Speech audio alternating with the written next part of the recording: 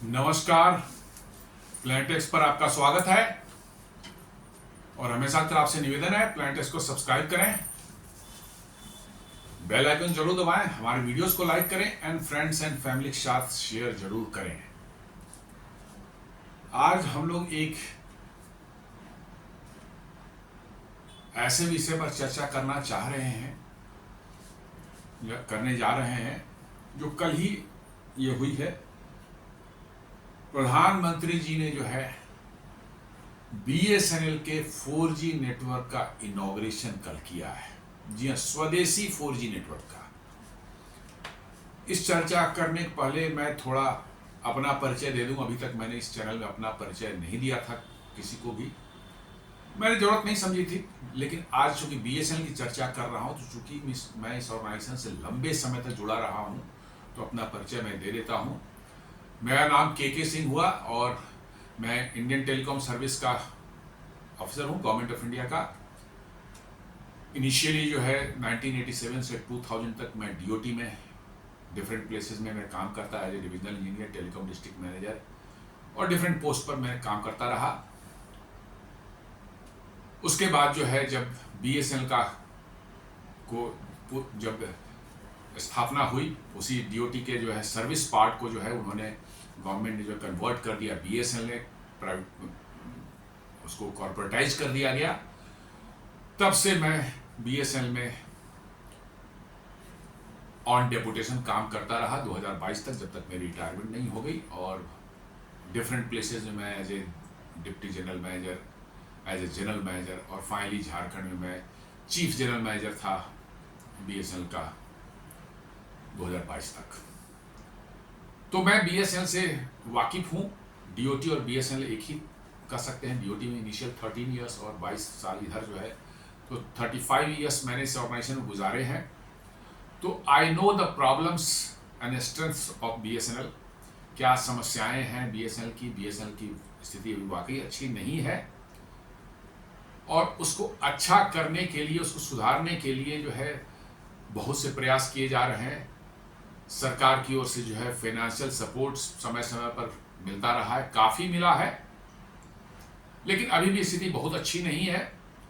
लेकिन उम्मीद की जा रही है कि आने वाले समय में जो है शायद ये बेहतर परफॉर्म करे और अदर जो प्राइवेट टेलीकॉम कंपनीज हैं उनको टक्कर दे सके। तो आज ये जो है कल 27 तारीख को जो है 27 सितंबर को जो है प्रधानमंत्री जी ने बीएसएनएल के एक का स्वदेशी 4G नेटवर्क, जी हाँ, जो मोबाइल हम लेते हैं उसका इससे मतलब नहीं है। हमारे हाथ में जो मोबाइल रहता है वो तो मोस्टली भारत में ही बने हुए हैं, उनका इससे कोई मतलब नहीं है। ये वो इक्विपमेंट जो इस हमारे मोबाइल सर्विस को जो है डेटा सर्विस और वॉइस सर्विस प्रोवाइड करते हैं और पूरे देश में चप्पे चप्पे पर लगे होते हैं, जिसको हम BTS बेस ट्रांस रिसीवर ही बोलते हैं, ये उसकी बात हो रही है। और उसके भी पीछे जो है कोर नेटवर्क जो होता है, कॉल को स्विचिंग करना और डेटा को इधर से उधर भेजना, ये सारी चीज़ें जो हैं अभी तक जो है हम लोग बाहर से खरीदते थे। जी हाँ, वो सारे इक्विपमेंट जो है भारत में जितने भी लगे हुए हैं, इवन आपके जो है रिलायंस जियो के ले लें, चाहे एयरटेल का ले लें या वोडाफोन का ले लें, वोडाफोन आइडिया का ले लें, ये सारे के सारे इक्विपमेंट, इवन बीएसएनएल में पहले जो इक्विपमेंट लगे होते सारे के सारे इंपोर्टेड इक्विपमेंट थे, वो बाहर से ही इंपोर्ट होते थे। मेनली 3-4 कंपनियां ही दुनिया में मतलब इस काम करती हैं। एक फिनलैंड की कंपनी है जिसको कि नोकिया बोलते हैं, आप लोग बहुत अच्छे से जानते होंगे इसको। सभी नोकिया के पहले फ़ोन भी आता था। वो नेटवर्क गियर भी बनाते हैं, नेटवर्किंग इक्विपमेंट भी बनाते हैं और दुनिया की जानी मानी कंपनी है।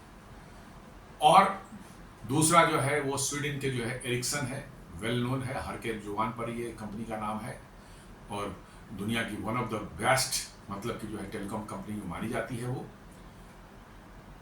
उसके बाद 2 कंपनियां चाइना की थी, एक हुआवे और एक ZTE। ये दोनों कंपनियां ही पहले भारत में काम करती थी, लेकिन 2020 के बाद से सिक्योरिटी रीजन से जो है इन दोनों को भारत में जो है काम करने से रोक दिया गया है। इनके फर्दर नए इक्विपमेंट्स भारत में सप्लाई नहीं हो रहे हैं और बीएसएनएल के 4G रोल आउट इतना देरी से जो हुआ है, जबकि और ऑपरेटर्स 5G पर शिफ्ट हो गए हैं और BSNL अभी 4G रोल आउट कर रहा है, इसके पीछे कारण वही है, चाइना की दोनों कंपनियों को बैन किया जाना और एक सरकार का एक डिसीजन निर्णय हुआ कि नहीं, अब भारत भी अपना स्वदेशी 4G नेटवर्क तैयार करेगा, 4G और 5G नेटवर्क की तैयार करेगा और BSNL ही पहला कस्टमर होगा उसका। और चूंकि नई कोई चीज़ बनती है तो आप जानते हैं कि कैसे उसमें जो है बहुत से टीथिंग प्रॉब्लम शुरू में आते हैं, ग्लिचेज आते हैं, उसको सॉर्ट आउट करते करते वक्त लग जाता है और अब वो बनकर तैयार हो चुका है और 4G की रोल आउट हो गई है और 5G की टेस्टिंग भी एक चंडीगढ़ और अंबाला में 2 जगह शुरू हो गई है। इसी इक्विपमेंट को अपग्रेड करके 5G किया जाएगा। तो इट इज़ ए वेरी मतलब कि स्मार्ट सॉल्यूशन आप कह सकते हैं और हमें लगता है कि जो नेटवर्क की समस्याएं हैं उसको दूर कर लिया जाए और साथ साथ BSNL का एक जो प्रॉब्लम है, नंबर ऑफ टावर्स जो है भारत में जो है दूसरे ऑपरेटर्स की अपेक्षा काफ़ी कम है, यदि उनको भी सफिशिएंट बढ़ाया जाए, उनकी संख्या बढ़ाई जाए, तो मुझे नहीं लगता कि BSNL को अपने कॉम्पिटिटर से कम्पीट करने में कोई बहुत ज़्यादा कोई समस्या आएगी। लेकिन सरकारी होने के कारण जो है कुछ जो है आपको जो है डिसीजन मेकिंग जो प्रोसेस होती है वो थोड़ी डिफरेंट होती है, स्लो भी होती है। हालांकि उसको फास्ट किया जाता है, मैं नहीं कहता कि फास्ट नहीं होता, बट डेफिनेटली जो है लॉट ऑफ प्रिकॉशंस और लॉट ऑफ जो है मतलब कह सकते हैं सेफ्टी एंड सिक्योरिटी मेजर्स लिए जाते हैं, जिसकी वजह से जो है डिसीजन उतने फास्ट और उतने क्विक नहीं होते जितने की प्राइवेट कंपनियां ले सकती हैं। इसलिए नॉर्मली जो है सरकारी कंपनियों को जो है थोड़ा प्राइवेट कंपनियों से जो है compete करने में थोड़ी समस्या आती है, इसको तो मानना पड़ेगा। क्योंकि प्राइवेट कंपनियां जो है डिसीजन बिल्कुल फास्ट इसलिए ले पाती हैं कि उनका सारा मॉनिटरिंग मैकेनिज्म अपना ओन है, जो मैनेजमेंट है वही उसको देखती है, वही डिसीजन लेती है, उसके ऊपर कोई नहीं है। यहाँ मैनेजमेंट जो है BSNL के मैनेजमेंट के ऊपर और ही बैठे हुए हैं, CAG बैठा हुआ है, CBI बैठी हुई है, ये सब चीज़ें जो है लगी रहती हैं और डेफिनेटली आप डिसीजन लेते हैं, आपके इंटेंशंस अच्छे भी हों, लेकिन यदि आपका डिसीजन किसी वजह से जो है नहीं सक्सेसफुल हुआ, गलत हो गया, तो आपसे क्वेश्चन पूछे जाते हैं और लोग इससे डरते हैं कि उनका कैरियर का सवाल होता है, उनका कैरियर प्रोस्पेक्ट खराब होता है और बहुत तरह के कॉम्प्लिकेशंस आते हैं, जिसकी वजह से जो है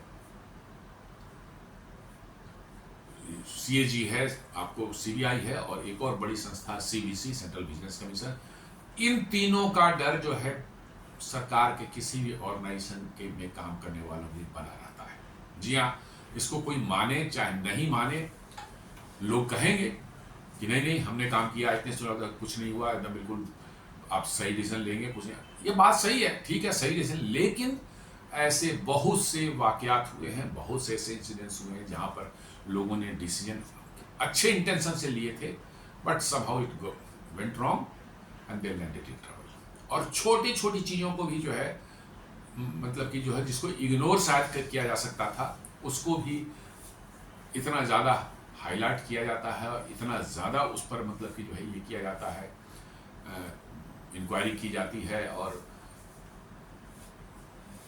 इन्वेस्टिगेशन की जाती है कि लोग डरते हैं कि उस लफड़े में हम क्यों पड़े, क्योंकि एक बार पड़ गए तो आपकी आगे की ज़िंदगी बड़ी मुश्किल हो जाती है। तो ये तो सरकारी कंपनियों का एक है, इसलिए पूरा दोष ये कहना कि BSNL के लोग काम नहीं करते, आई डोंट थिंक कि दिस इज़ वेरी करेक्ट। उनको भी यदि उतनी ही फ्रीडम, उतना ही कॉन्फिडेंस दिया जाए कि okay fine, I am taking a decision, if it goes wrong nothing is going to happen, शायद हमारे यहाँ भी उतनी ही तेजी से काम हो सकता है।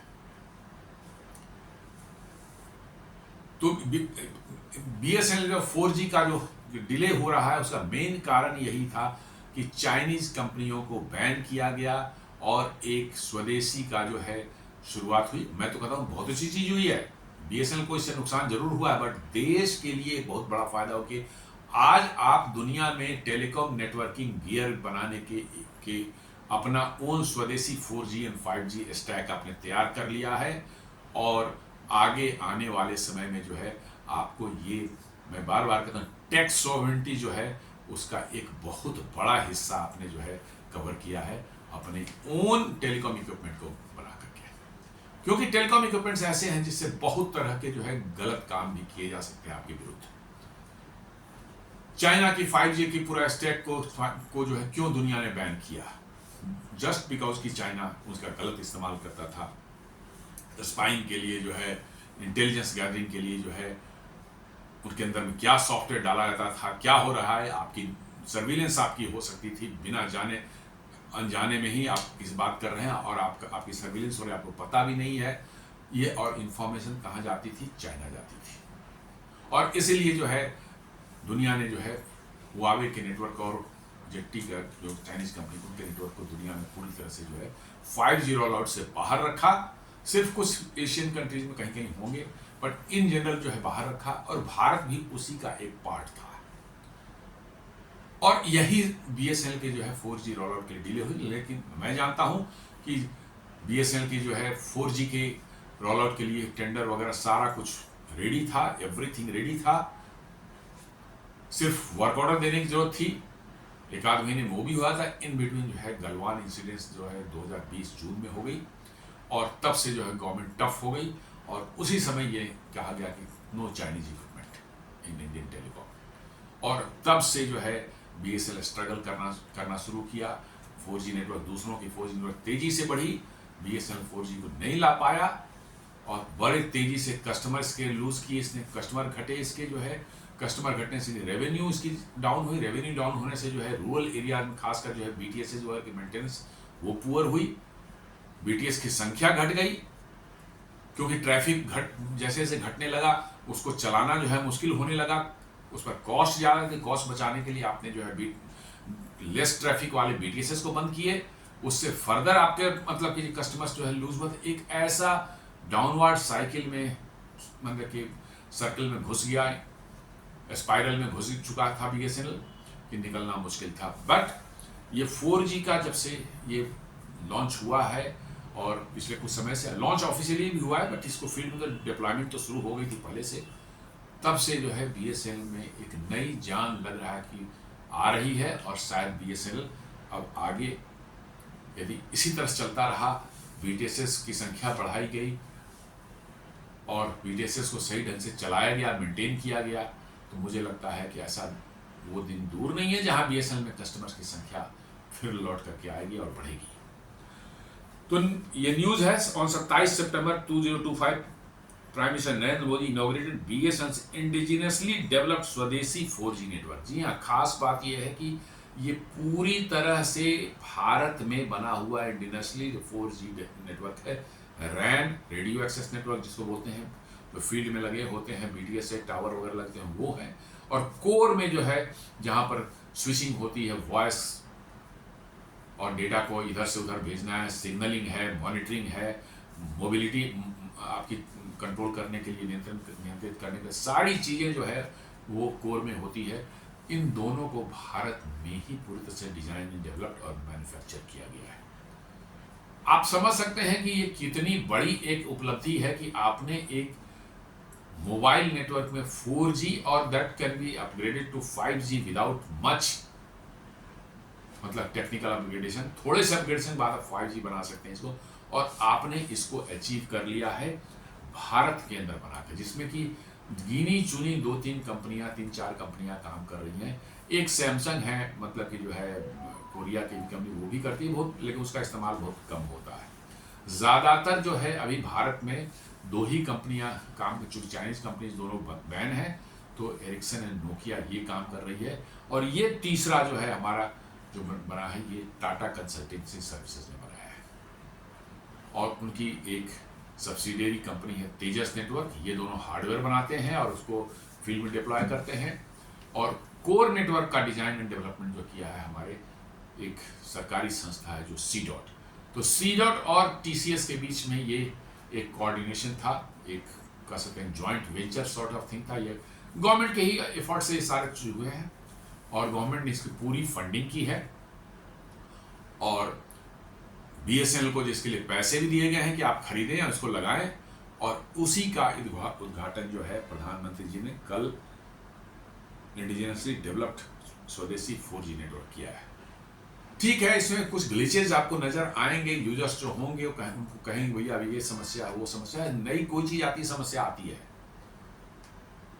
किसी भी नई चीज जो आती है, जो फर्स्ट टाइम आप बनाते हैं तो उसमें कुछ समस्याएं आती हैं, वो फाइन ट्यून अगले कुछ समय में हो जाता है, and then it becomes a really smooth, और तब उसके बाद उसकी परफॉर्मेंस जो है पूरी तरह से आपको नजर आती है। The project included the commissioning of 97,500 to 98,000 4G towers nationwide, with about 92,600 towers equipped with India's own 4G technology. जी हाँ, करीब करीब 98,000 टावर्स जो है 4G के BSNL के हो चुके हैं, टोटल इनॉग्रेट जो हुआ है उसमें। और इसमें खास बात है कि उसमें से 92,600 जो है यही स्वदेशी नेट जो है वही है बना हुआ। रेस्ट करीब 3-4 हज़ार के लगभग में जो है आप कह सकते हैं कि वो पहले लग गए थे जब BSNL एक्सपेरिमेंटल बेसिस पर 2018-19 में कुछ लगा रहा था। 4G नेटवर्क जो है वो चाइनीज कंपनी ZTE की इक्विपमेंट पर थी, और उसको कुछ जगहों पर लगाया गया। बहुत थोड़ी संख्या 3-4 हज़ार पूरे भारत में थे, बहुत ज़्यादा नहीं थे। तो इसलिए जो ये 98,000 जो है उसमें से 92,600 जो है वो यही इंडिजिनसली डेवलप्ड 4G जो इक्विपमेंट है वही लगाया गया है। ये बहुत बड़ी बात है, क्योंकि अनलेस कि आप अपने देश में बने स्वदेशी सामानों का इस्तेमाल नहीं करेंगे और उनको बढ़ावा नहीं देंगे, उनको इंकरेजमेंट नहीं देंगे, तो आप एक डेवलप्ड कंट्री तो कभी बन ही नहीं सकते। जी हाँ, आप बन ही नहीं सकते। आपके यहाँ टेम्परामेंट ही नहीं बनेगी। अभी तक टेम्परामेंट थे कि भाई जहां मिल रहा आसानी से इक्विपमेंट लाओ, खरीद के लाओ, यहाँ लगा दो, सब पैसे कमाना शुरू कर दो। सीधे पैसे कमाने से मेन मतलब है, लेकिन लॉन्ग टर्म में जो है ये आपको जो है बहुत बड़ी समस्या आपके लिए बन सकती है, जो कि आज अमेरिका में दिख रही है। अमेरिका ने सब कुछ बनाना बंद कर दिया। जी हाँ, अमेरिका भी पहले टेलीकॉम इक्विपमेंट जो है बनाती थी, अब बहुत बड़ी कंपनी वहां पे एक मोटरोला थी। मोटरोला टेलीकॉम की नहीं बनाती थी, लेकिन ल्यूसेंट टेक्नोलॉजी थी। ल्यूसेंट टेक्नोलॉजी जो है वो बहुत बड़ी कंपनी थी दुनिया की, और वो आज कंपनी एग्जिस्ट नहीं करती। वो यही सब बनाती थी, 2G 3G वगैरह बनाती थी, और वो इस बिजनेस से बाहर हो गई। उन्होंने कहा कि इससे सस्ता मिल रहा है बाहर से मंगा लो, क्यों हमको बनाना है, यहाँ पर इतना मेहनत करना है, लगाओ और चलाओ। अमेरिका में ऐसे ही जो है अमेरिका की मैन्युफैक्चरिंग खत्म नहीं हुई है। सेकेंड वर्ल्ड वॉर के बाद जो 64% उनका जो है मैन्युफैक्चरिंग का शेयर था उनके GDP में, जो कि आज 8% के लगभग आ चुका है। और सारे के सारे मैन्युफैक्चरिंग बाहर चले गए। भारत में हम लोग उल्टा करने की कोशिश करेंगे, नहीं, हम भारत में मैन्युफैक्चरिंग बढ़ा रहे हैं, और हमारे यहाँ मैन्युफैक्चरिंग की अभी भी 16% 17% से ज़्यादा नहीं है हमारी मैन्युफैक्चरिंग। हमें इसको 25% से ऊपर ले जाना है GDP के अंदर में। आपका मैन्युफैक्चरिंग का जो GDP में शेयर है, इट इज हार्डली 16%, और उसको गवर्नमेंट का एम है इमीडिएट जो है कि इसको 25% तक हमें ले जाना है, तब हम कुछ सेफ पोजीशन में आएंगे, और उसको और बढ़ाना है। तो भारत में बने हुए जो है कोई सामान होंगे, उनका इस्तेमाल हमें करना पड़ेगा, तभी ये मामला बढ़ेगा, और भविष्य में हम तभी सेफ हो पाएंगे। और इसलिए ये 4G टेक्नोलॉजी का BSNL ने तो इस्तेमाल करना शुरू कर दिया है। मेरा कहना है कि सरकार बात करे, अन्य प्राइवेट कंपनियां जो हैं, एयरटेल है, वोडा है, क्या कहते हैं आपको, रिलायंस जियो है, वो भी इन स्वदेशी टेक्नोलॉजी जो है इसका इस्तेमाल करें। ऐसा ना हो कि सारी जिम्मेवारी BSNL के ऊपर रह जाए और फर्दर इसमें रिफाइनमेंट ना हो पाए, क्योंकि लार्ज स्केल पर जब इस्तेमाल कोई इक्विपमेंट का होना शुरू होता है, उसके कस्टमर्स ज़्यादा बढ़ने लगते हैं, तो इक्विपमेंट बनाने वाली कंपनी भी जो है उसमें फर्दर इनोवेशन करती है, फर्दर उसमें जो है इम्प्रूवमेंट करती है, और वो इक्विपमेंट और रिफाइन होकर के सामने आता है, and then it becomes a dominant player in the market. तो इसको सिर्फ BSNL के मत्थे नहीं रहने देना है, इसको सरकार को चाहिए कि वोडाफोन और ये जो 3 प्राइवेट कंपनियां हैं उनको भी कहे कि भैया आप इसी को इस्तेमाल करें। कोई समस्या है तो सरकार उससे बात करे, TCS से बात करे, C.DOT से उसको दूर कराए, और उन्हें भी ये कहा जाए कि भाई आप इसी को इस्तेमाल करें। Let us see what happens. The government highlighted that this achievement puts India in select group of nations: China, Finland, Sweden and South Korea. जी यही 4 देश जो है टेलीकॉम गियर बनाते हैं। 4G 5G का इक्विपमेंट्स जो है यही 4 देश जो है बना पाते हैं और कोई नहीं बना पाता है, और भारत जो है 5वां देश उभर कर निकला है। जी हाँ, China, Finland, Sweden and south Korea की कंपनी में चाइना की 2 कंपनियां हैं, हुआवे और ZTE नेटवर्क जो है, और फिनलैंड की नोकिया है, स्वीडन की जो है आपको एरिक्सन है, और साउथ कोरिया की सैमसंग है। ये 5वां है भारत देश जिसका जो TCS और C-DOT के कोलैबोरेशन से ये 4G और 5G का स्वदेशी वर्जन जो है निकल करके सामने आया है। The indigenous 4G stack branded as the Bharat Telecom stack was developed by the domestic consortium। जी हाँ, इसको नाम दिया गया Bharat telecom stack. Telecom stack बोलते हैं 2G 3G है, एक पर एक करके आप बनाते हैं, और लेयर्ड वे में जो है आर्किटेक्चर उनका रहता है, अंदर का फंक्शनिंग का जो है लेयर्ड आर्किटेक्चर, इसलिए स्टैक बोलते हैं, के ऊपर एक उसको, इसलिए स्टैक उसका नाम दिया गया। तो इसको भारत टेलीकॉम स्टैक नाम दिया गया है। इस 4G स्वदेशी 4G स्टैक जो बना है, इसका नाम दिया गया भारत टेलीकॉम स्टैक, और ये डोमेस्टिक कंसोर्टियम ने बनाया जिसमें 3 प्लेयर्स हैं। एक है Tata consultancy services, main system integrator यही है, और इसी को मेन कॉन्ट्रैक्ट मिला है था। ये सिस्टम इंटीग्रेटर है जो कि पूरा डिप्लॉय करता है फील्ड में, इक्विपमेंट्स को लगाता है, उनको कॉन्फ़िगर करता है, उनकी टेस्टिंग करता है, और तब उसको जो है कमीशनिंग करता है और BSNL को हैंड ओवर करता है फंक्शनिंग के लिए जो है। ये TCS का काम है। ओवरऑल TCS ही इस प्रोजेक्ट को मॉनिटर कर रहा है, देख रहा है।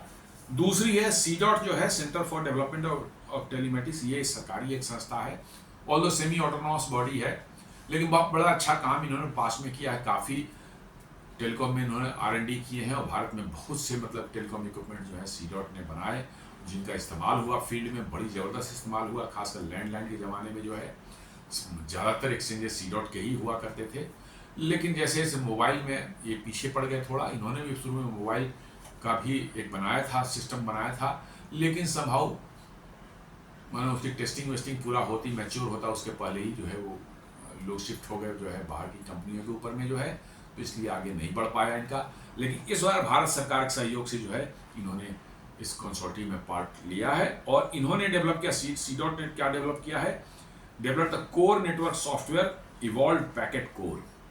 जी हाँ, पूरा एकदम कोर आपका अंदर में बिल्कुल ये क्लाउड पर चलता है।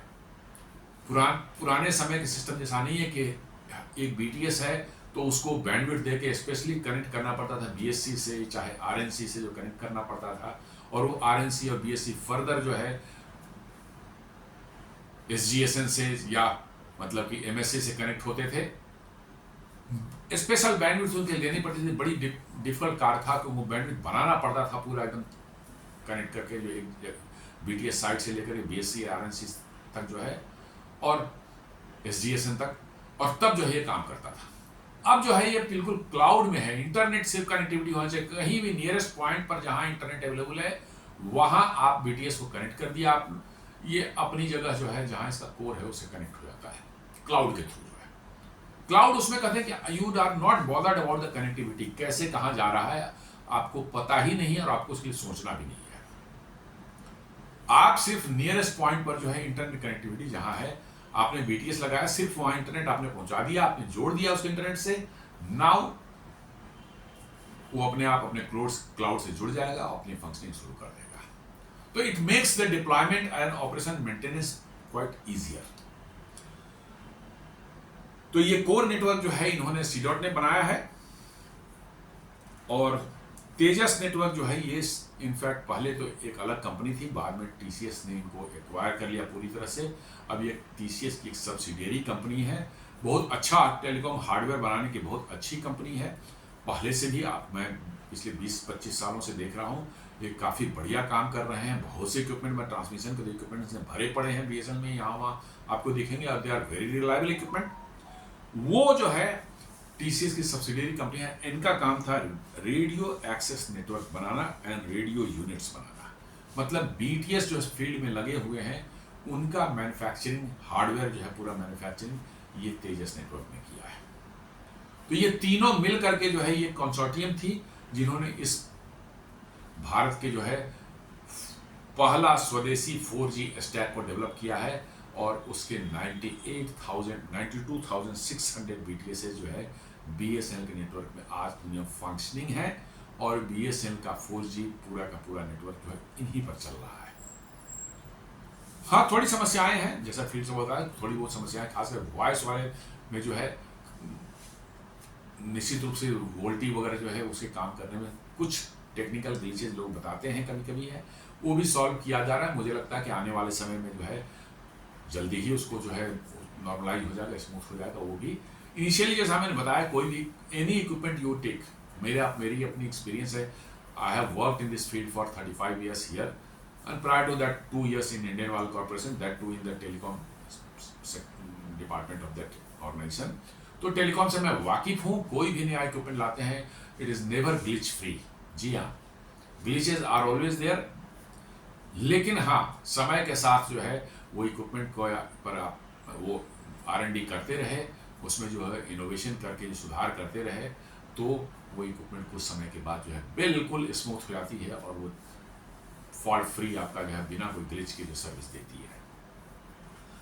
Together these companies created cloud based software driven and 5G ready architecture. जी हाँ, ये इसका जो है कोर में भी जो है मोस्टली सॉफ्टवेयर ड्रिवन है। कोर में कुछ ऐसा नहीं कहीं कि उसके लिए स्पेशली कुछ बनाया गया है हार्डवेयर। कोर में बड़े बड़े सर्वर्स हैं जो कि मार्केट में मिलते हैं, रेडी सर्वर है। आपको मेनली उसका जो सॉफ्टवेयर बनाना है, क्योंकि पूरा का पूरा 4G नेटवर्क जो है वॉइस हो चाहे डेटा हो, ये सभी तो डेटा पर ही चलते हैं। सिर्फ डेटा स्ट्रीम आपको लेनी है, डेटा किधर भेजना है, काम किधर जानी है उसको, डेटा को वो डिसाइड करना काम है बड़े बड़े राउटर्स होते हैं जो डेटा को इस साइड तरफ से दूसरी तरफ भेजते हैं। पूरी डेटा स्ट्रीम हम और आप बात कर रहे हैं मान ली 4G नेटवर्क पर जो है, तो इसमें वॉइस तो कहीं है ही नहीं। वॉइस तो हमारे यहाँ मुंह से निकला और डिजिटाइज हो गया, फोन में घुसते डिजिटाइज हो गया, फिर वहां से डेटा के फॉर्म में ही इधर उधर से घूमते हुए जो है आपके फोन तक पहुंचता है और फाइनली जो है वो स्ट्रीम जो आ रही है डेटा की वो again gets converted by to voice और वो आपके ईयरफोन जो है आपके मोबाइल में लगा हुआ है या ईयरपीस जो है उससे आपको आवाज मिलती है। तो कोर जो है वो मोस्टली जो है कह सकते हैं कि ये सॉफ्टवेयर ड्रिवन है और पूरी तरह से क्लाउड बेस्ड आर्किटेक्चर है। क्लाउड बेस्ड आर्किटेक्चर मींस कि सिर्फ आपके इक्विपमेंट जहां पर भी हैं उनको वहां इंटरनेट कनेक्टिविटी देनी है, कोई स्पेशल बैंडविड्थ कनेक्टिविटी यहां से वहां आपको नहीं देनी है। आपका जनरल जो है स्ट्रक्चर है आपका जो है डेटा का इंटरनेट का जो है उसमें कहीं पर भी आपके राउटर्स हैं, बड़े बड़े राउटर्स लगे हुए हैं पूरे भारत में जो है, छोटे छोटे शहरों तक जो पहुंचा हुआ है वो राउटर जो है सिर्फ उस राउटर तक आप पहुंचा दें, उसमें जोड़ दें, then automatically goes up to the cloud और क्लाउड के साथ जो है ये अपने कोर नेटवर्क से जो है जुड़ जाता है और स्टार्ट्स फंक्शनिंग। और सबसे खास बात है कि ये 5G रेडी आर्किटेक्चर है, डिजाइन ही किया गया था 4G और 5G में कोई बहुत ज्यादा टेक्नोलॉजिकली अंतर नहीं है, थोड़े अंतर बस आपको जो है डेटा हैंडलिंग किससे कैसे करते हैं, प्रोटोकॉल्स जो है उसके थोड़े बदले गए हैं ताकि डेटा को और फास्ट हैंडल किया जा सके। थोड़ा सा आपको सॉफ्टवेयर है और थोड़ा हार्डवेयर भी स्लाइटली है, लेकिन मोस्टली उसी हार्डवेयर में माइनर कुछ कार्ड्स वगैरह चेंज करके जो है आप उसको 5G में कन्वर्ट कर सकते हैं। तो 4G यदि BSNL का स्टेबल हो जाता है तो आप यकीन मानिए कि 5G आने में ज्यादा वक्त नहीं लगेगा। Once 4G gets stabilise 5G automatically जो आगे आ जाएगा। और 5G की टेस्टिंग जैसे मैंने बताया कि चंडीगढ़ और अंबाला 2 शहरों में जो है ऑलरेडी इसी स्टैक पर जो है TCS और C-DOT जो है वो कर रही है BSNL के नेटवर्क में जो है वो मैच्योर हो जाएगा तो धीरे देखिएगा बड़े शहरों से धीरे धीरे जो 5G का भी रोल आउट शुरू हो जाएगा। लेकिन मेरा मानना है कि अभी भी majority of the customer even private network में भी आप देख लें एयरटेल और जियो के साथ भी है, 5G adoption is not as per what they wanted. जी हाँ, आज भी जो है मेजोरिटी ऑफ द लोग जो है ज्यादा संख्या में बता रहा हूं आपको 4G ही इस्तेमाल कर रहे हैं कि क्यों 4G से बड़े आराम से काम हो रहा है उनका। और 5G के साथ सबसे मुश्किल एक चीज होती है कि आपके बैटरी ड्रेन बहुत आपके मोबाइल हैंडसेट का होता है, क्योंकि हाई स्पीड को सपोर्ट करने के लिए, डेटा सपोर्ट करने के लिए जो है बैटरी कंजम्पशन, पावर कंजम्पशन ज्यादा होती है, क्योंकि ज्यादा पावर आपको ट्रांसमिट करना पड़ता है। हाई स्पीड को मेंटेन रखने के लिए जो एयर इंटरफेस पर जो है आपको ज्यादा सिग्नल टू नॉइस रेशियो मतलब कि मेंटेन करनी है, इसलिए आपकी सिग्नल स्ट्रेंथ भी जो है और बढ़ानी पड़ती है, जिसके कारण पावर कंजम्पशन आपके हैंडसेट ज्यादा होता है, तो वेरी क्विकली आपका बैटरी जो है वो ड्रेन आउट होता है बहुत क्विकली। ये मेरा अपना पर्सनल एक्सपीरियंस है। I used 5G service for about 2 months and then मुझे लगा कि नो, मेरा 4G से काम हो जाता है। 5G पर आप अपने फ़ोन में इस्तेमाल करने के लिए आप जब करते हैं, आप घर से बाहर निकलते हैं, थोड़ा लंबे समय तक निकलते हैं जहाँ चार्जिंग की फैसिलिटी आपके पास नहीं है, तो it is a matter of panic. थोड़ी सी पैनिक होती है कि साहब मतलब कि जो एंजाइटी आपको आएगी कि पता नहीं बीच में हमारा डाउन हो जाए, क्या होगा, कैसे करेंगे। ये है 5G नेटवर्क साथ ये समस्या है। 4G के साथ जो है वो समस्या नहीं है। और 4G एट प्रेजेंट जो हमारी डेटा रिक्वायरमेंट भारत में है वो 4G फुलफिल कर रहा है, अच्छे से फुलफिल कर रहा है। क्योंकि मैं इसका इस्तेमाल कर रहा हूँ, मैं इसी फील्ड से डिपेंड करता हूँ, मतलब कि आता हूँ, तो मैंने इसका मैं 5G 2 महीने इस्तेमाल करने के बाद आई रिवर्टेड बैक टू 4G और बड़े आराम से मेरा 4G पर सब कुछ चल रहा है, सारा काम चल रहा है।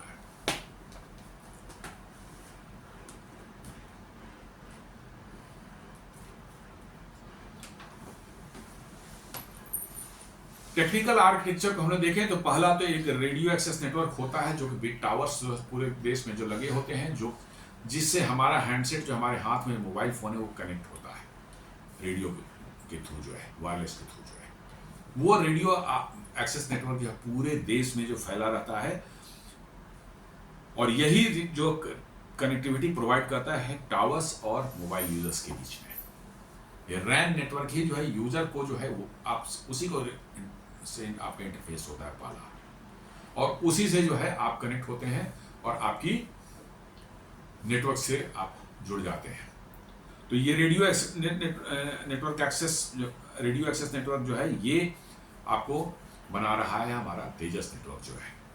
और कोर नेटवर्क जो है जैसा मैंने बताया कि बीच में क्लाउड में जो है आपका कोर कहीं पर आपने सर्वर्स और सॉफ्टवेयर सब वहां पर है, सारी सिग्नलिंग, आपकी मोबिलिटी की कंट्रोल जो है, एक BTS से दूसरे BTS में जा रहे हैं, कैसे आप स्विच ओवर करेंगे दूसरे BTS पर जो है, ये सब जो है, और इंटरनेट की राउटिंग जो है, आपका डेटा किधर जाएगा, आप बात कर रहे हैं रेसिपिएंट आपका किस डायरेक्शन में है, किधर से उसकी डेटा जानी चाहिए, आपके मोबाइल से डेटा तो पहुंची वहां कोर में, बट वहां से फिर आगे कैसे जाएगी, ये सारा डिसीजन जो है कोर नेटवर्क लेता है। और इसीलिए वो टोटली जो है सॉफ्टवेयर ड्रिवन है।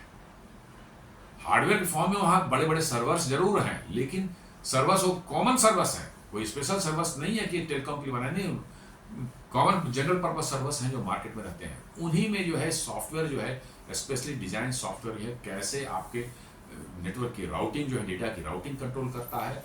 आप मोबाइल हैं, जा रहे हैं, गाड़ी से जा रहे हैं, एक टावर दूसरे टावर के रेंज में पहुंच रहे हैं, तो कैसे आपकी मोबिलिटी होगी, आपका कनेक्शन जो है इस टावर से स्विच ओवर होकर दूसरे टावर पर जाएगा, ये डिसाइड करता है core.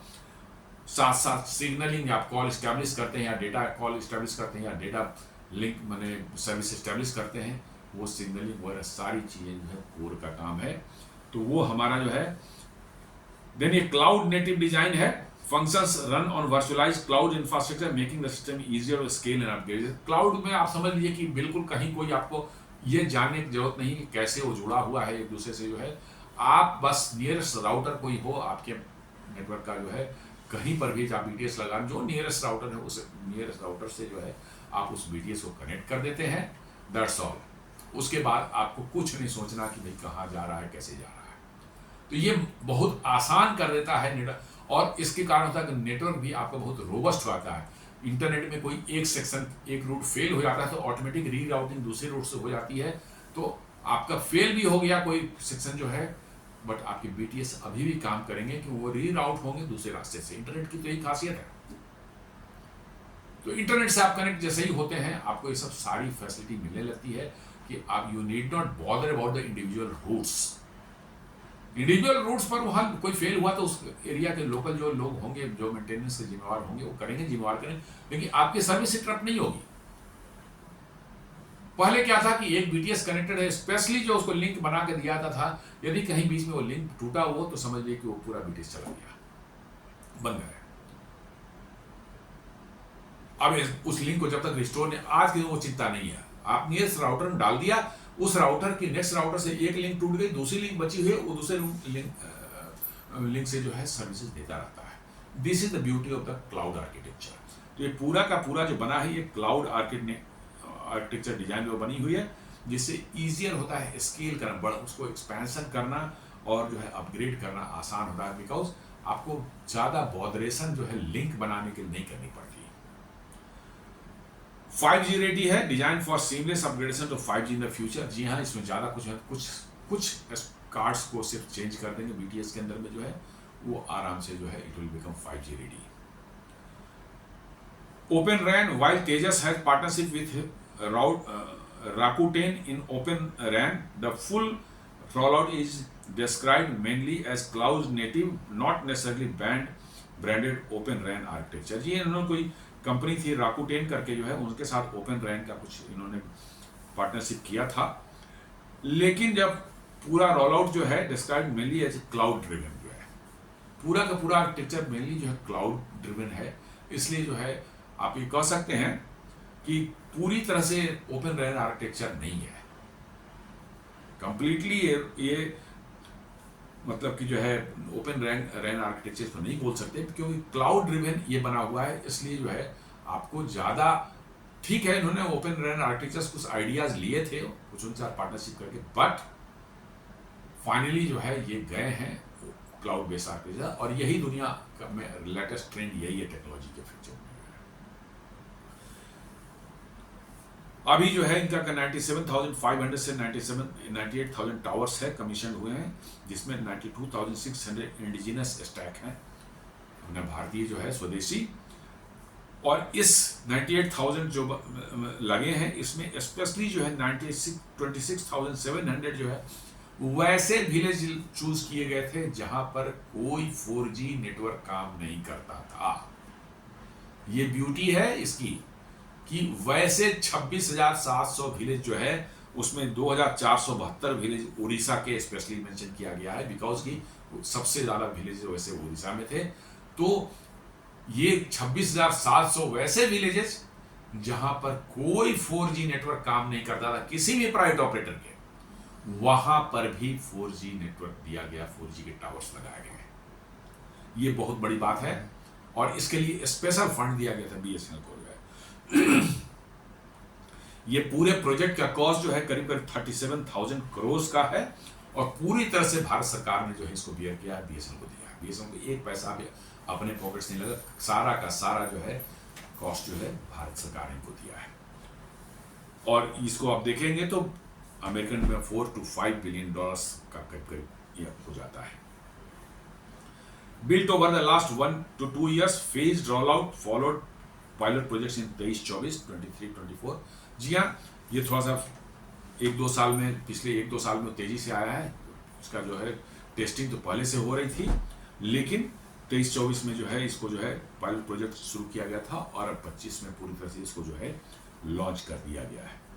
Tejas had earlier one large RAN contract enabling this scale. जी हाँ, तेजस को जो है इस रैन नेटवर्क का कॉन्ट्रैक्ट दिया गया था, और उन्होंने ही जो है इसको पूरी तरह से बनाया है।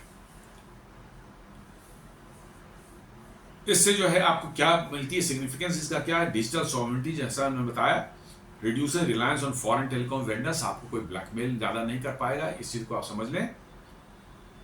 आपकी डिजिटल सॉवरेनिटी की गारंटी होती है। Security and resilience protects critical national infrastructure. जी हाँ, इस पर कोई सर्विलेंस, अनऑथराइज सर्विलेंस और स्पाइंग जो है पॉसिबल नहीं होगा किसी के लिए करना, क्योंकि आपके देश में बना हुआ है। You have full control over the software and hardware whatever it is, तो आप सेफ हैं उससे। ग्लोबल स्टैंडिंग में India joins the telecom manufacturing club. जी हाँ, एक बहुत बड़ा टैग लग गया कि भैया आप भी एक ग्लोबल मैन्युफैक्चरिंग कंपनी दुनिया में बन चुके हैं। आपके यहाँ भी ग्लोबल मैन्युफैक्चरिंग होती है टेलीकॉम इक्विपमेंट की। तो एक बहुत बड़ा टैग भारत के ऊपर लग चुका है, और वो भी high tech 4G and 5G network का स्टैक। जी हाँ, और नेचुरली है कि ये भारत में बने हैं, सस्ते हैं, चीपर हैं एज कम्पेयर टू बाहर से आप मंगाते हैं, तो इसकी एक्सपोर्ट पोटेंशियल भी जो है आपको बन सकती है। आप छोटे छोटे देशों में जो ज़्यादा पैसे खर्च नहीं कर सकते, आप इनको वहाँ एक्सपोर्ट भी कर सकते हैं, प्रोवाइडेड कि ये स्टेबलाइज हो जाए आपकी टेक्नोलॉजी पूरी तरह से। और साथ साथ जो है गांव में जो आपने लगाया है, इससे क्या हो रहा है, ब्रिजिंग द डिजिटल डिवाइड। जी हाँ, 26,700 गांव जहां 4G नेटवर्क कभी पहुंचा ही नहीं था इतने दिनों तक जो है, तो वहां connects remote border and left wing extremism affected areas. वैसे वैसे एरियाज को आपने जो है इससे जोड़ा है, तो डिजिटल डिवाइड जो है शहरों और रिमोट प्लेस गाँव में जो था उसको निश्चित रूप से आपने कम किया है। Inclusive growth enables education, telemedicine, e governance. जी हाँ, आजकल आप देखते हैं इंटरनेट पर मोबाइल से जो कितने काम होते हैं, बच्चों की पढ़ाई हो जाती है, मतलब कि आप जो है स्पेशलिस्ट डॉक्टर से संपर्क कर लेते हैं, अपने जो है डेटा जो है आपने जो टेस्ट रिपोर्ट्स जो है आपने कराए हैं वो भेज करके जो है उसकी कंसल्टेंसी आप ले सकते हैं। बहुत तरह की एक्टिविटी द मोमेंट आपका जो है डेटा सर्विस आपको मिलना शुरू हो जाती है, इवन रिमोट गाँव में। बहुत बार हमने देखा है कि रिमोट प्लेसेस में गांव में बैठ कर जो है हमारे आज के दिन में आईटी सेक्टर में जो काम करते हैं, वो वहां से जो है अपना जो है मोबाइल के थ्रू जो कनेक्ट होकर के जो है अपने ऑफिस का काम कर रहे हैं। तो आप समझ सकते हैं कितना ज़बरदस्त, मतलब कि जो है ये आपको इनेबलर एक बन जाता है आपके लिए, जो कि आप रिमोट प्लेस में बैठ करके जो है आप अपनी कंपनी के लिए, कंपनी आपकी हो सकता है बेंगलोर में है, पुणे में हो, या हो सकता है अमेरिका में हो, आप यहीं अपने गाँव से बैठ कर काम कर सकते हैं।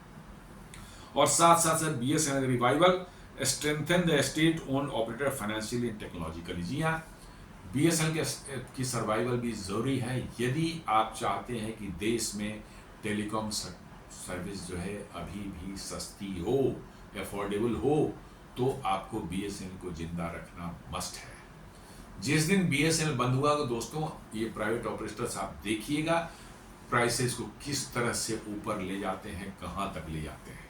और जो आज डिजिटल इंडिया का प्रोग्राम भारत का जो चल रहा है कि सारी गवर्नमेंट सर्विसेज जो है वो सभी डिजिटल प्लेटफॉर्म पर आ रही है, मोबाइल पर सारी सर्विसेज उपलब्ध हो रही है, वो खतरे में पड़ जाएगा। क्योंकि गांव में यदि जैसे ही आप बहुत हाई कॉस्ट बढ़ाएंगे मोबाइल कनेक्टिविटी की, जो है डेटा कनेक्टिविटी के, तो गांव में लोग रखना छोड़ेंगे उसको, और जैसे ही बंद करेंगे उनको जो है वो सब सर्विसेज मिलनी बंद हो जाएंगी। तो it is very very important कि BSNL को आप जिंदा रखें, और सरकार इसको इसीलिए सपोर्ट दे रही है, और हम लोग पब्लिक को भी जो है BSNL को सपोर्ट देना पड़ेगा, ताकि ये कंपनी जो है उठ सके, स्ट्रेंथन हो सके, फ्लोरिश कर सके। ये एक बहुत बड़ी ज़रूरत है हमारी और आपकी है कि टेलीकॉम सर्विसेज की प्राइस जो है अफोर्डेबल भारत में रहे। ये तभी तक संभव है जब तक BSNL एज ए ऑपरेटर काम कर रहा है। इसको ध्यान में रख लें आप। BSNL जो है current clocks over 20 million 4G users. अभी BSNL का नेटवर्क में 4G यूजर्स जो है करीब 20 मिलियन, करीब 2 करोड़ के लगभग हो चुके हैं। इंटरप्राइज वो push with private 5G। Overall base यदि BSNL का देखें तो अभी 90.7 मिलियन सब्सक्राइबर्स, करीब 9 करोड़ सब्सक्राइबर हैं BSNL पर, 9 करोड़ 7 लाख सब कस्टमर हैं। 4G इसमें जो है करीब 20 मिलियन के लगभग में है। और प्राइवेट जो है राइवल्स तो देखिए बहुत ज़्यादा, उनका रिलायंस 490 मिलियन है, एयरटेल है 362 मिलियन है, तो BSNL बहुत पीछे है अभी। तो इसको आगे बढ़ने की पूरी संभावना है। यदि सर्विसेज अच्छी हुई तो पब्लिक पीछे नहीं हटेगी BSNL सपोर्ट देने से, ऐसा हम लोगों ने देखा है पास्ट में। चैलेंजेस क्या है, BSNL must convert legacy 2G 3G users to 4G। जितनी ज़्यादा जल्दी 2G और 3G यूजर्स जो BSNL के हैं उनको 4G में कन्वर्ट करना है। Improve its active service ratio, subscriber ratio. जी हाँ, एक्टिव सब्सक्राइबर जितने हैं उनको उनकी संख्या बढ़ानी पड़ेगी, तभी इनका रेवेन्यू बढ़ेगा। क्योंकि आपके एक्टिव कस्टमर ही आपको देते हैं, मतलब पैसे, पैसिव कस्टमर्स नहीं देते हैं। इसलिए जो है हमारा जो है VLR जो है विजिटर्स लोकेशन रजिस्टर जो बोलते हैं, वो काउंट होता है एक्टिव कस्टमर का, वो बढ़ना चाहिए, तभी बीएसएनएल का जो है रेवेन्यू बढ़ेगा। सर्विस क्वालिटी जो है एक चैलेंज में आता है। टावर्स को फंक्शनिंग इंश्योर करनी पड़ेगी। ये नहीं कि बिजली जाए तो टावर बंद हो जाए या खराब हो जाए, कोई उसको अटेंड करने नहीं जाए हफ्तों तक जो है, तो ये दिक्कत वाली बात हो सकती है। टावर सारे फंक्शनिंग होनी चाहिए और उसके लिए बीएसएनएल को विशेष व्यवस्था करनी पड़ेगी। Monetisation pressure recovering 37,000 crore investment will take time, ARPU growth is. जी हाँ, आरपू ग्रोथ तभी बढ़ेगा जब आपके 4G यूजर्स बढ़ेंगे और यूजर्स जो है आपके फोन को ज्यादा इस्तेमाल करेंगे तो आपका आरपू बढ़ेगा। 5G deal without spectrum clearance and device readiness, 5G launch may lag behind rivals। जी हाँ, 5G में बीएसएनएल पीछे हो चुका है, 4G में पीछे था, 5G में पीछे हो चुका है। लेकिन 4G यदि आप अच्छे से लॉन्च होते हैं और सब्सटेंशियल कस्टमर्स आपके बेस आपके पास हो जाता है तो 5G को आप राइवल कर सकते हैं। 5G is not something which can give you additional revenue at present. 4G हो चाहे 5G हो, 4G भी यदि अच्छे से काम कर रहा है और रेवेन्यू जनरेट कर रहा है तो नॉट बैड। 5G धीरे धीरे लॉन्च हो सकता है। Competitive pushback, Jio and Airtel can counter with aggressive pricing and bundle prices. जी हाँ, अब तक 4G में उनका कोई राइवल नहीं था प्राइवेट का। अब बीएसएनएल के 4G आने से हो सकता है कि वो अपने जो है प्राइसेस पर थोड़े लगाम लगाएं या हो सकता है कुछ कम भी करें, ये देखने वाली बात होगी।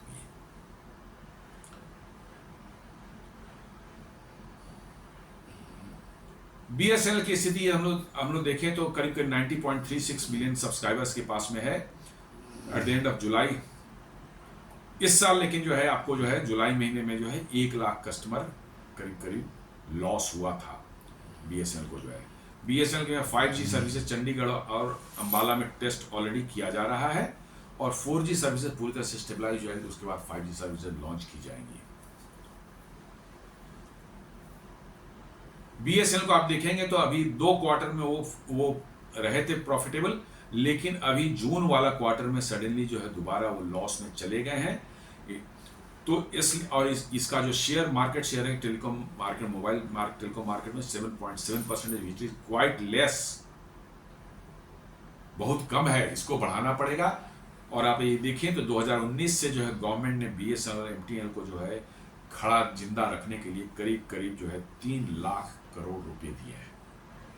जी हाँ, डिफरेंट स्कीम्स में, डिफरेंट फंड्स में, डिफरेंट प्रोजेक्ट के लिए 3 लाख करोड़ रुपए फंडिंग किया है। इसका मतलब भारत सरकार की कमिटमेंट में कोई कमी नहीं है।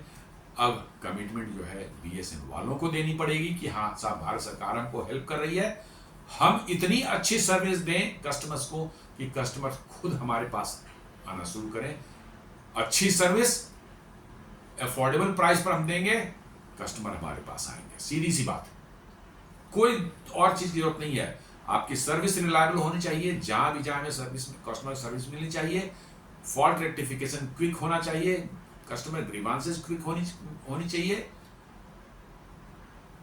और आपका अफोर्डेबल प्राइस होनी चाहिए। आपके पास कुछ ज्यादा करने ना, कोई ज्यादा मार्केटिंग करने की होती है। दुनिया आज ऐसी हो गई है, माउथ पब्लिसिटी ऐसी होती है कि सारी की सारी चीजें फैलती हैं, तुरंत कस्टमर आपके पास आ सकते हैं। इसलिए जो है बीएसएनएल, अब भारत सरकार ने अपनी कमिटमेंट दिखाई है, बीएसएनएल को अपनी कमिटमेंट दिखानी पड़ेगी। तो कंक्लूजन में हम कह सकते हैं लॉन्च ऑफ स्वदेशी 4G network makes a historic milestone, symbolically India shows it can design and deploy its own telecom network। जी हाँ, दुनिया को दिखाया कि हम खुद डिजाइन कर सकते हैं और डिप्लॉय कर सकते हैं अपना own telecom network. Practically it expands rural 4G coverage to thousands of villages. जी हाँ, 27,600 विलेजेस कवर किया गया। ये बहुत बड़ा काम हुआ है कि रिमोट एरिया जहां 4G की कहीं कोई कुछ भी नहीं था, वहां पर अपने 4G पहुंचाया। This is one of the big strategically it positions India alongside nations like China, Sweden, Finland and South Korea in telecom manufacturing। जी हाँ, आप 5वां देश बन गए हैं जो टेलीकॉम मैन्युफैक्चरिंग कर रहे हैं। बहुत बड़ी चीज है आज के समय में जो है, जहां हमारे यहाँ कुछ नहीं होता था, आज हम 4G और 5G नेटवर्क का इक्विपमेंट बना रहे हैं। The success of this project will be judged by real world network performance। जी हाँ, रियल कैसा नेटवर्क परफॉर्म करता है वो उस पर डिपेंड करेगा सारा कुछ। जो है डिवाइस एंड रोमिंग कंपैटिबिलिटी जो है वो अच्छे से होनी चाहिए। जी हाँ, सभी मैन्युफैक्चरर्स के डिवाइस जो है कंपेटेबल होना चाहिए आपके नेटवर्क के साथ, जो है स्मूथ 5G ट्रांजिशन होना चाहिए। ये जब 4G से 5G में आप जाए तो बहुत स्मूथली आपका वो सारा चीज ट्रांजिशन होना चाहिए।